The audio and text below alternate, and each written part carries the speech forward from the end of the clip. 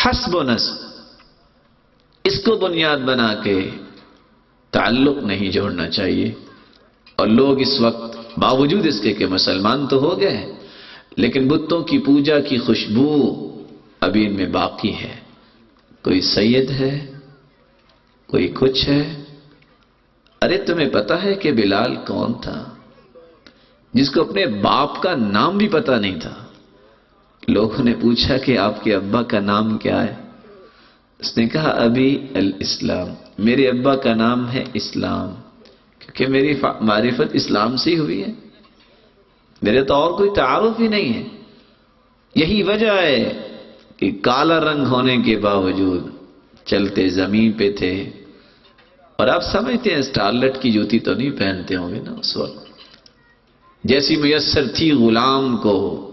میں تھوڑا سا آپ کو وہاں لے جانا چاہتا ہوں، غلامی کا دور، لیکن چلتے زمین پہ تھے اور قدموں کی آہٹ جنت میں سنائی دیتی تھی. یہ معیار ہے. یہی وجہ بنی کہ عبد الرحمن ابن عوف قریشی خاندان کے، انہوں نے اپنی ہمشیرہ اور اپنی بہن کا نکاح بلال کے ساتھ کرنے میں ہی سعادت سمجھی. کہتے ہیں ہماری برابری نہیں ہے، برابری ہوگی تو رشتہ ہوگا.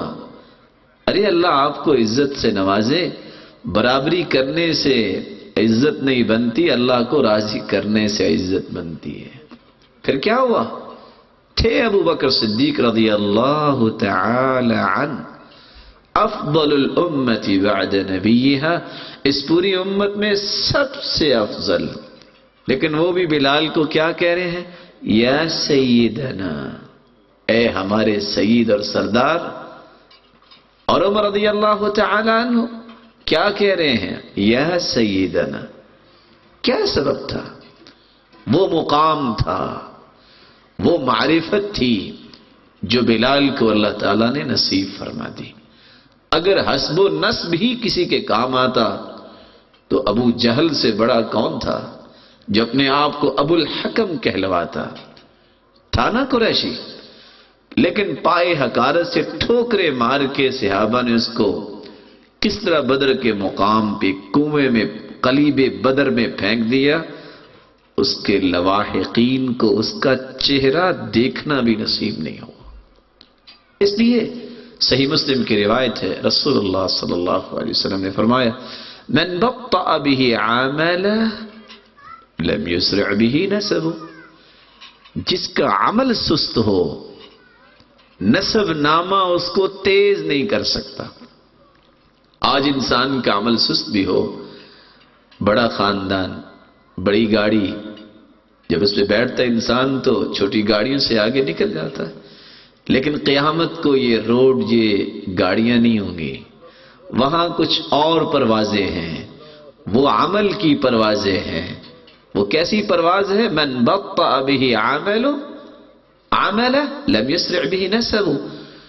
اگر عمل سست ہے تو خاندانی رکھ رکھاؤ اسے قیامت کو تیز نہیں کر سکے گا. رسول اللہ صلی اللہ علیہ وسلم نے فرمایا صرف حسن و جمال کی وجہ سے گھر نہ بنایا جائے. سبب کیا ہے؟ جمال الوجہ ما قبح النفوس كقندیل على قبر المجوس.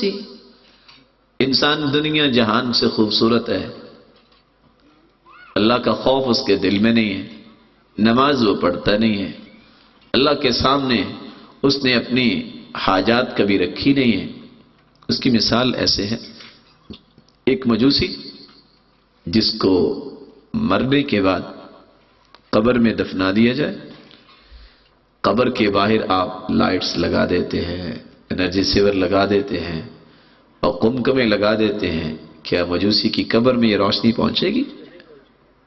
اسی طرح جس کے دل میں ایمانیات نہیں ہیں، دنیا جہان سے خوبصورت اپنے آپ کو سمجھتا ہے، اس سے کچھ فائدہ نہیں ہوگا. وہ کیا ہے؟ کالحیۃ الصماء، وہ ایسا سانپ ہے جو کسی وقت بھی آپ کے ایمان کو ڈس سکتا ہے.